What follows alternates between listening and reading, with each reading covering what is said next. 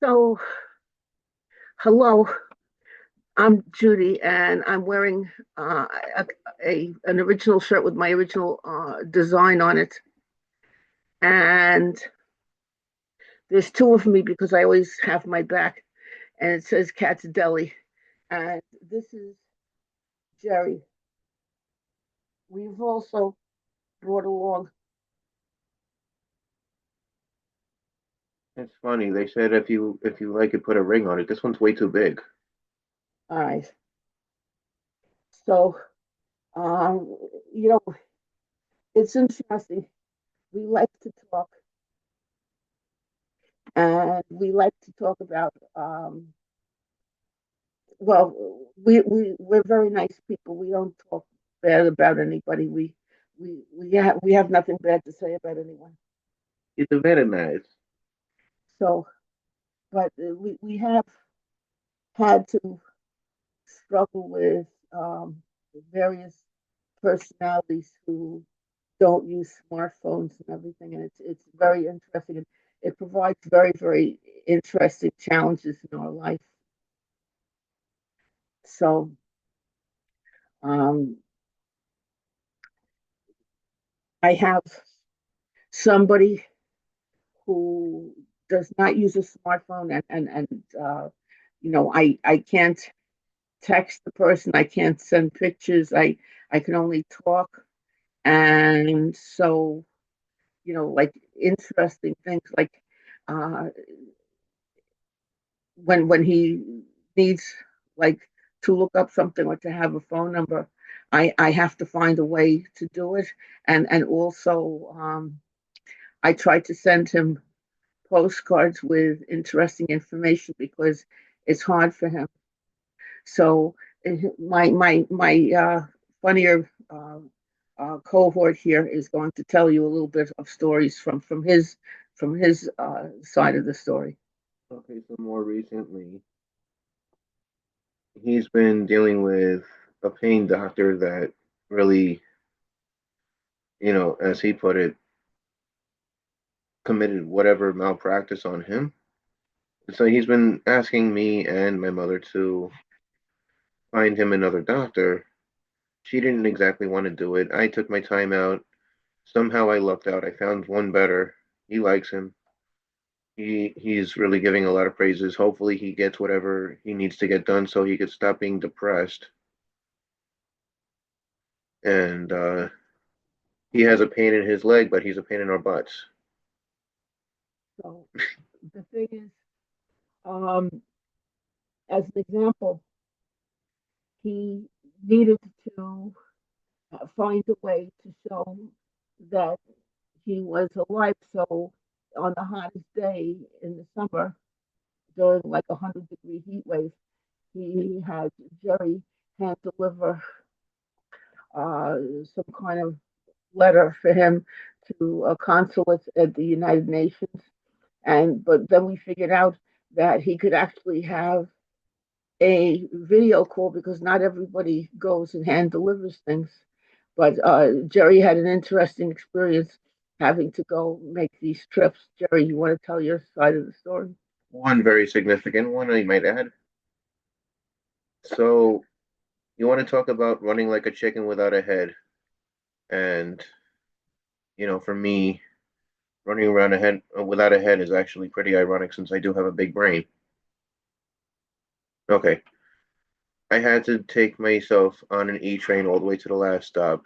He gives me this address. It's like a hole in the box type of looking address. I walk around the block three times, not realizing I passed it three times. That's one. Two, the guy who I went over to on whatever floor knew exactly what was expected before I even get to the building. One, two, three, and I'm out. The time consumed is not even nearly as equivalent to what he paid me. You know, nowhere near minimum wage. I get petty cash. Well, that's interesting. But Jerry, you want to tell a funny story about how I'm not always right about 495? Oh, yeah, sure. Going on about 12 years now, a little over 12. Okay, so this nice little program called Access VR, who used to be called Vested, but still, I don't trust them because the people working there are not exactly on board with people like me who have a mental illness. They only work on physical illness, apparently. I've seen success stories, but I'm not one of them. Okay, so going forward, we go to this nice little program. I forgot exactly what it's called, but it's in Mineola. It was called abilities. And okay, so it's called Abilities. It was out in Mineola in Nassau County in Long Island for people that don't know New York. Um, we didn't really have the ability, so to speak, to get over there properly. We took the Nassau bus. Okay, that's one. We were walking to Northern Boulevard, but we didn't realize that we were going to be walking up. That's exactly what I felt. Okay, so that being said, you know, that thing has spoken. Um, we were walking on the highway going toward Northern Boulevard, not realizing there was not going to be any sidewalks anywhere. Um, I felt really out of place because, for one, I don't like Long Island. So we went over to a state trooper asking him where Northern Boulevard was. He was pointing, but he told us to get into our car that we didn't have.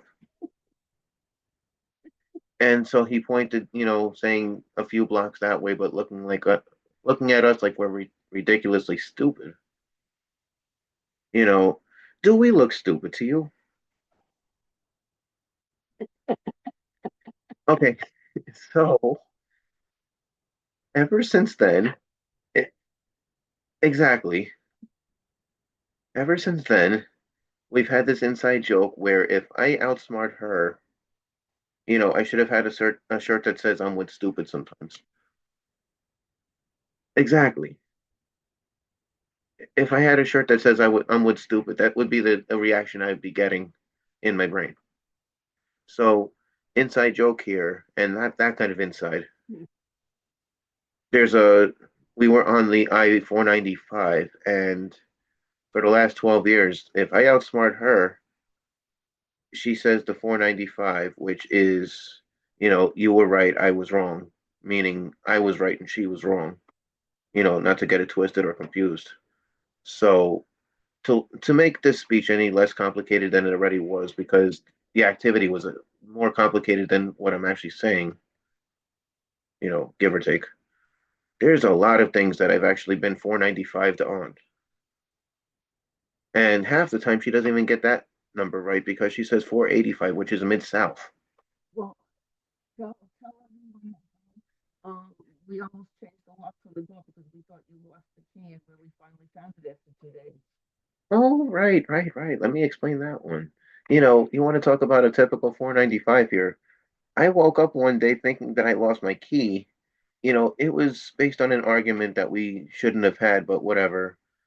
She said, "Oh, I want your keys back," whatever. So, little did I realize that she actually accidentally kidnapped my keys. And when you check my mail, when you put my keys back in my bag, you put your keys in there with also because you were preoccupied. Wait, wait, wait, wait, wait. I didn't take your keys. Hold on, hold on. Let me explain this one. This is actually funny to me. So, maybe it was my fault. Maybe it wasn't. Maybe it was a combination of both of us, but whatever the case was, I had both sets of keys on the same pocket. And so, in other words, our keys had a little bit of an entanglement in themselves, so I think they just basically wanted to stay together. So I ended up missing out on my keys for 2 days. I had to be let in. I'm just so glad. I was talking to the superintendent downstairs. I was talking to his helpers about, oh, can we make such and such keys just because? And do you know how much it would be? Which obviously the super downstairs doesn't know a lick of what we're talking about. I'm not going to get into that. But, I found a place not too far away that it would have been decent pricing, but saving a whole buttload of money because of the fact that I found the keys in her bag. Well, and you say that I took your keys, you're kind of talking out of pocket because you had put them there yourself. If You taught me that expression about pocket means. So it was basically out of my pocket and put into your pocket.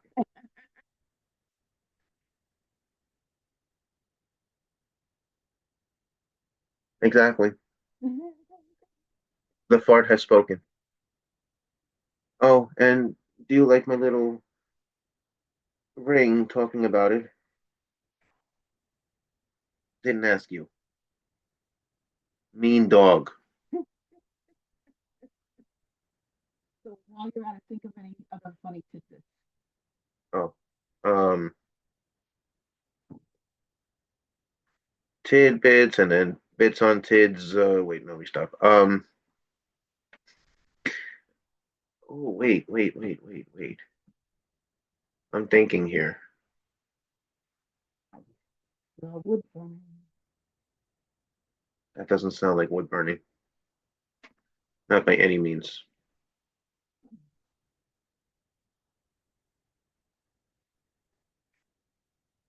What are we on, Jeopardy?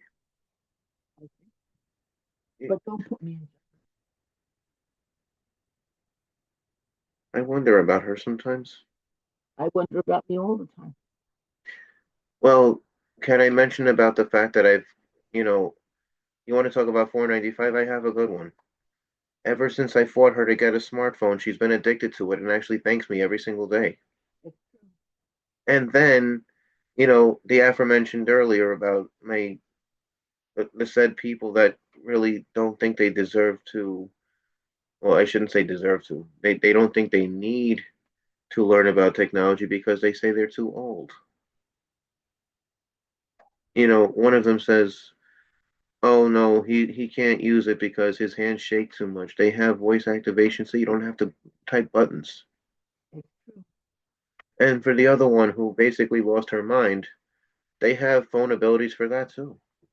Well, the fact of the matter is that he keeps his pieces of paper on magnets on his refrigerator.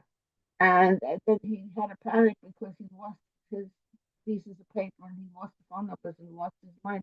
So he called me up to try to find phone numbers for him. Wait, what mind? Absolutely. Okay.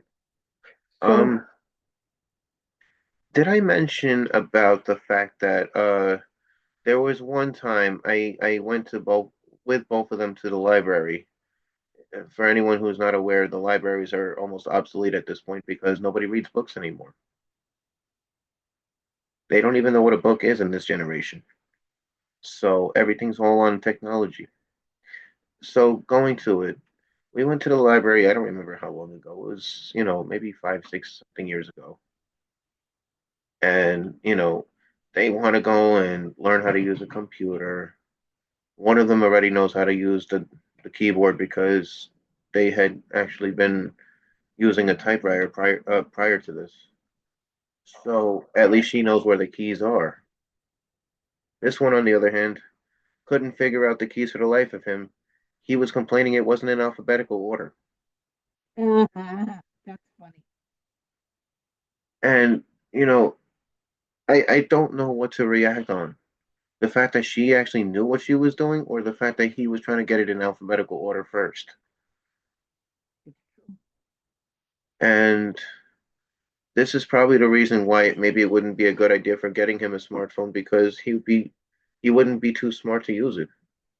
Okay, so tell everyone how you feel about inauguration. In what now? Yes. Oh, a couple of days from now, not only is it a dual day, inauguration and Martin Luther King Day, and not for nothing, I respect Michelle Obama for what she said about it. If it doesn't pertain to anything having to do with the liberty of this country, which obviously the person that we're inaugurating isn't, for lack of whatever knowledge there. Not to get into too much politics, but I would rather be celebrating Martin Luther King than some guy who doesn't even like this country. Am I wrong? I never said so. Um, you know, just like this background screen, watching him get inaugurated would be like feeling like I'm underwater. And it's so bad our cats are even fighting about it. So I want to moment. Um, I never liked the idea of the electric cars, and then they were saying on the news that now with the electric cars and there's much more batteries and charging stations and everything else, that when there's a fire, it's much more of a challenge and it can become spread much faster and harder to put out and can become like electrically charged and everything very fast because it takes harder to put out because of the batteries. Well, if you say it's an I told you so moment, it's not that you told me, it's that you told other people that they don't listen.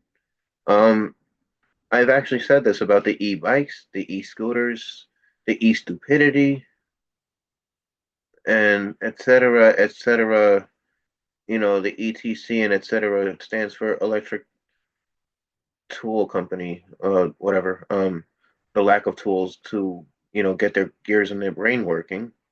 We're going to have a very hard time when we have like a lot more dense buildings together and with batteries and more cars and buildings and electric stoves.